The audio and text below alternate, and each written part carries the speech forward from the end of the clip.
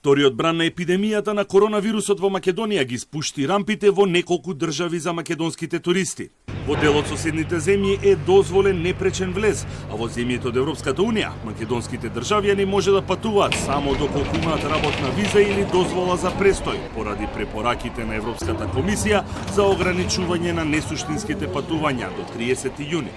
Министерството за надворешни работи објави официјален документ список на држави во Европа и светот со неопходните услови за влез или транзит на македонските државјани. Црна Гора, Бугарија, Босна и Херцеговина и Грција се државите во регионот каде до 1 јули е забранет влез на македонските државјани освен за транзит или доколку имаат работна дозвола или дозвола за престој. Хрватска во последен момент ги отвори границите за македонските државјани и туристи, а за влез потребна е хотелска потврда за резервација или пак дозвола за престој или работа.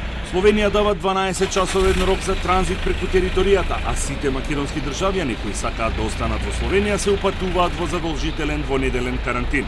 Во Турција, Србија, Косово и Албанија нема никакви услови за влез, престој и транзит на македонските државјани, ниту пак е задолжително тестирањето или државниот карантин.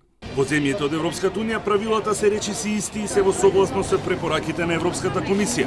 За македонските државјани се неопходни виза, дозвола за престој или работна дозвола, а потоа следи задолжителен двонеделен карантин. Исклучок е Италија, која не прима македонски државјани, и Германија, каде Македонија е класифицирана во државите од висок ризик, и македонските државјани по автоматизам се испраќаат во задолжителен двонеделен карантин. Соединетите американски држави остануваат затворени за македонските државјани, а во Канада може да се патува само со дозвола за престој, а по пристигањето карантинот е задолжителен. Сепак, од МНР велат дека листата не е конечна и дека е подложна на промени.